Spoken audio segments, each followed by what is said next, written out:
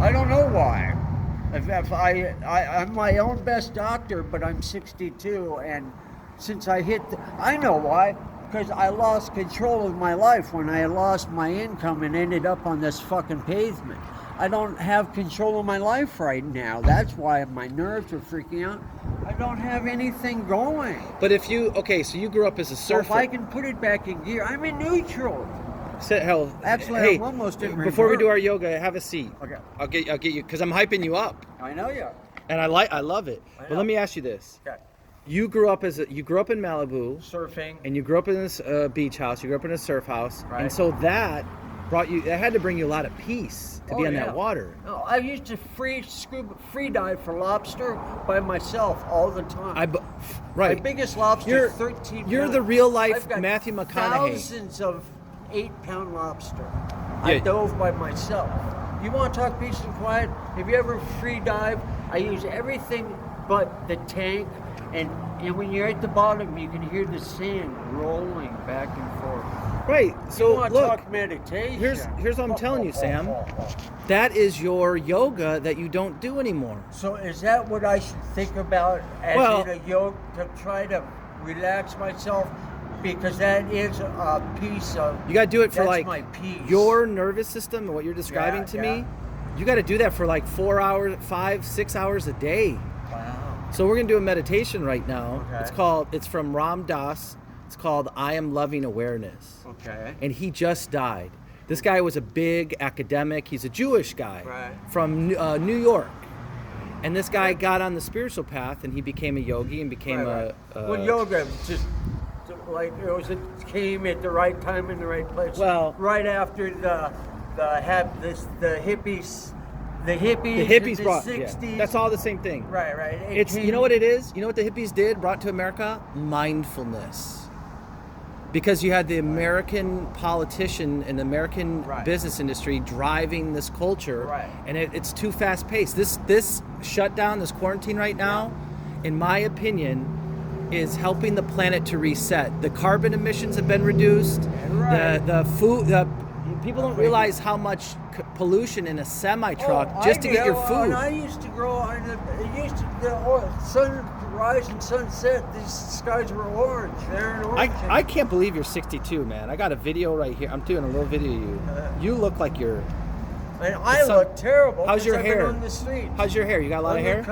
I used to have beautiful blonde hair. Yeah, I could see you were the Matthew McConaughey of I need to watch I'm gonna shave it off and wax my whole body and start over. Now you're talking crazy. You got great hair. People pay big money for that hair. I'm my own best doctor. I know what I gotta do. Trust me. All right, well, there's a few things that I still have to do to get my peace and quiet back in my life. How many years do you think you surfed here? Well, my brother took me out at about 7 or 8 years old in about 10-foot surf, left me in the kelp pit and paddled away. Took me an hour to show enough balls to paddle in. Oh, sit. You're getting hyped. You're getting hyped. You're getting hyped. We're getting ready for our yoga. Okay. But keep telling me the story. I surfed from 8 years old until last time I surfed was with Scott Archer. I was living at Topanga Ranch Motels. I still had my dump truck. I had a 5-ton dump truck, hauling business on the side. I had a beat. That was so you did carpenter stuff during the day, and you'd surf and morning, or if it was beach good, life. If it was offshore, and that's a carpenter's holiday. What? If it's good surf. Offshore winds, north swell. If it's smoking, there isn't a carpenter on a job site. Just don't even bother going to work because everybody's in the water. Do you know how different that is for me? Because I'm from the Midwest. Right. And when to hear that different. Yes, bro. Because they're blue collar people where I come from. They work their butts off until they have a heart attack at 62. Right. Do you know what I mean? Right. And you're out here at 62. You're still living, thriving, and still ready to paddle back out if God willing. Well, you got maybe not paddle back out, but swim. Go to the gym. I know I can knee paddle. Are you good? You're got to be an amazing swimmer. Board, but I can knee paddle. Can you swim in a pool? Hell yeah. Oh man. My backstroke. I can go rescue. I wear trunks in case I have to rescue somebody. I'm a surfer. I wear trunks even when I'm 7 blocks inland. I get disorientated if I don't know which direction the ocean is. Yeah. If I go too far to the valley or LA and all I see is cement, this and that, I get disoriented. Yeah. Which way is west? I got to see the sun. Okay, there's the ocean. I grew up next to Lake Michigan, so I know exactly I always know where east is when I'm in Illinois. Right. Because I know where I could feel, based on the sun, I could feel where the water is. I can tell you what time of year it was just by the weather, and I could be blind. I can tell you by the feel of the weather what time of year it was. Spring, fall, summer, around, because I grew up here. I can tell you. How many people over your lifetime do you know have died from surfing? Died from surfing? Yeah, is it common to die from surfing? There is what's his name?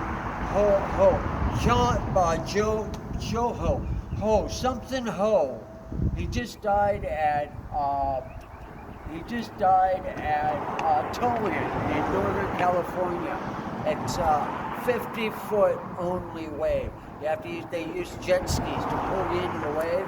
He died last year from going over the falls on the. What about old school stuff like in the 70s and 80s? Billy Stang's father did the paddling with the longboards in Hawaii, Waikiki, and were any regulars from Malibu and stuff like that dying? There was a couple. Johnny Fain, Mickey Dora. Those are people I grew up with. Those are famous surfers. If you found a 1970s surfer magazine, you'd find Johnny Fain, Mickey Dora, and I can name off a few others, but I'm running on all eight right now. No, I get you. No, hey, I can't remember. There's so much I can't remember. You got to cut yourself some slack. You don't have to know everything from your lifetime. Well, I got to get myself back into comfortable, having money in my pocket, and having a little peace and quiet somewhere, and having a clean body, and having a phone call to be able to call a girl and say, "How's it? Good looking? What's cooking? Want to go have some dinner with me tonight?" What do you think about my idea of living out of a Prius? The homeless getting Prius, working for Uber, going to gyms. I like it, but they don't have.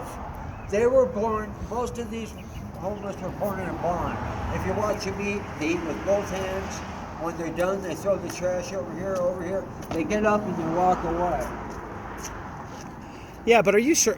Go ahead. Now, are you sure that it's as simple as that they're born in a barn?